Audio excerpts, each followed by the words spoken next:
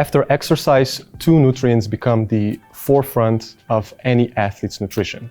These are protein and carbohydrates. Now, the importance of these two nutrients is variable depending on the situation, but regardless, both are important. Let's have a look why.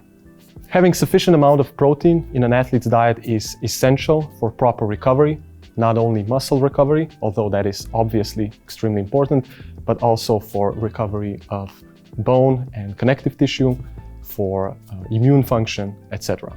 Having a sufficient amount of protein in close proximity to exercise is also a very good strategy, as usually more proteins are allocated to the working muscle, which stimulates the process of so-called muscle protein synthesis and in turn speeds up recovery.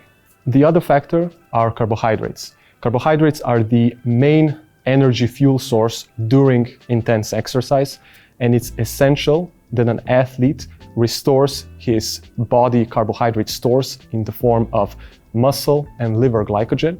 And this becomes increasingly more important if we have another exercise bout planned the same day and or in situations where athletes have higher carbohydrate needs, which happens in general, but most commonly in endurance-based athletes.